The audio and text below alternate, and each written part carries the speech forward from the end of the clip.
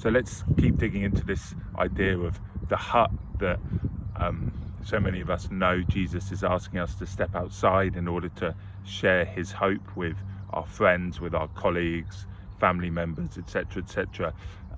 Just knowing that he turns up in new and unexpected ways when we do that, outside of these sort of comfort zones that we build in. So we said in the last video that the hut, a bit like the city in the Bible, it's us staying within the confines, the places where we feel more comfortable to share our faith, to say a prayer for somebody, to share our testimony. It might be when somebody comes to a course that we've arranged to help explore the Christian faith, or it might be when somebody comes to a special service at Christmas and Easter, and all those things are really good. We must keep doing them. We want people to know they're welcome to come and see what happens within the assembly, the gathering of God's people.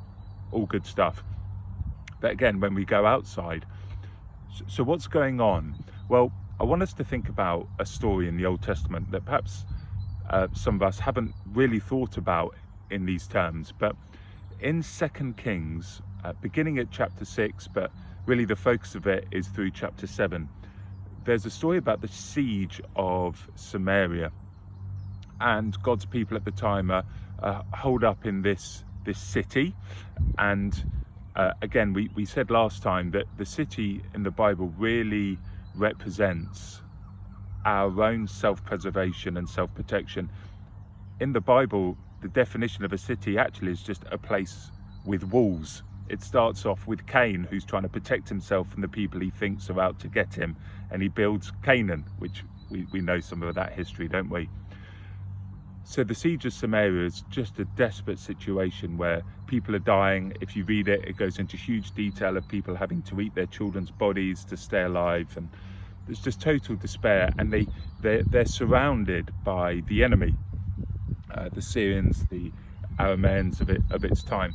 And there's this turning point, and it's 4 people sitting at the city gate. They've got leprosy, so they're not allowed into the city. And they have this conversation between themselves where they say, why are we just sat round here? Obviously, if we go into the city, we're going to die, not allowed anyway. And that's where the famine is. If we sit here, we're going to die. Obviously, they've got leprosy and they have very little hope. So they say, why don't we just wander off and see what actually is happening on the enemy turf? Who knows, they might even spare us. And I think just that little conversation speaks to some of us. It's not that we're dissatisfied with church. We love church. We love getting together, worshipping the Lord, and doing what you can only do when you all get together as a big assembly. Talked about that in the last video. But just in terms of mission and our friends and our family and the people that we want to be part of that, we can feel slightly dissatisfied. Certainly I can as well. And we have those conversations. Why am I just sat around here? Something to reflect on. The next bit of the story is even more interesting, because when they do wander off to see what really is happening with this enemy that they think is encircling them, they realise the enemy's not even there. And obviously, it's a huge supernatural story here of God intervening. He scatters the enemy. He raises the sounds of war horses in their ears, and they think, Israel have rallied. They're going to attack us, and or other enemies are out to get us, and they flee. Anyway, these 4 men with leprosy, who really felt that we've got nothing to lose anyway, turn up at the enemy camp, and there's nothing there but spoils and things for them to feast on. And eventually they come back and bring that good news to the city in famine, and it is one of the biggest turning points in the history of God's people. What an amazing story. That actually happened, but it's still happening today. As we have these conversations in our own hearts with our mates, why am I just sat around here? I know I want to share this hope with other people, and we're afraid of what might happen. And as I said in the last video, I'm not trying to pretend it's not scary. As the guy who mentored me, a guy called Michael Green back in the day, he never pretended to me that sharing your faith with mates or people in pubs or in cafes or acquaintances, not being weird. This isn't about standing on soapboxes. Again, nothing wrong with street preaching. This is much more about the natural everyday stuff that the Lord puts on our plate and the appointments that he puts in our diary.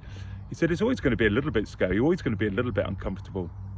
But a bit like those guys with leprosy who wandered off, what they realized was it wasn't as scary as they thought. In fact, the enemy wasn't there. And I want to encourage you with that. Every time I share my faith with someone, there is that little bit of a pang inside. It's like, oh, am I really going to pray for a mate? Am I really going to suggest I say a little blessing for this family, outside of organised church, outside of the context and scenario where they might expect it, but after a game of football or when we just bump into each other on the street, can I say a little blessing for you? Always going to feel awkward from my experience. But the more we do it, we realise actually it isn't.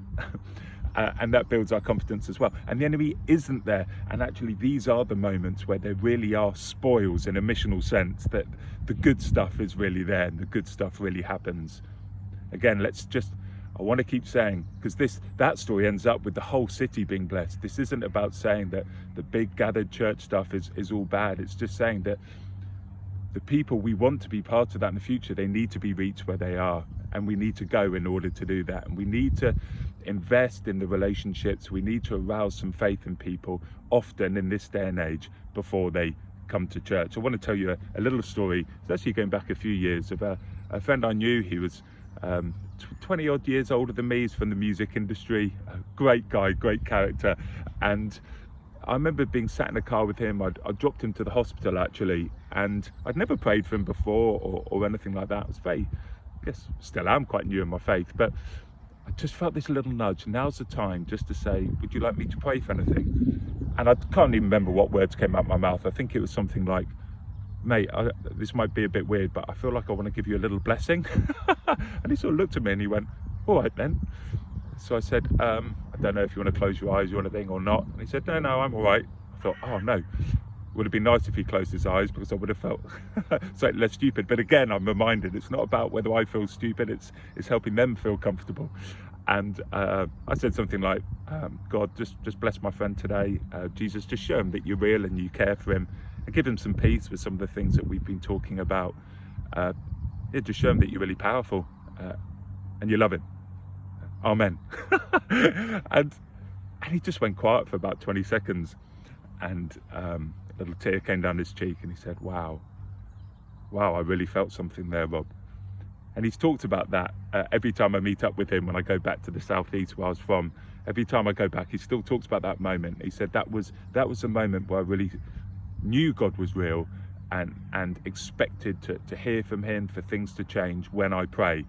I think this is about 5-6 years ago, and he still hasn't become part of organised church as such, but I'm just journeying with that friendship, taking every opportunity without being weird, just to encourage him and to keep that faith pot stirred, introduce him to other friends that I know who can journey with him as well. So I just want to share those thoughts. Perhaps it's a little prompt for you to go back and read 2 Kings, the end of chapter 6, after that, some of the stories we know really well with Elisha, but certainly all of chapter 7. There's so much in there that is encouraging about God's power, God's love, and how he just works through unexpected people, simple people, but with a simple power that really is the turning point for many. God bless.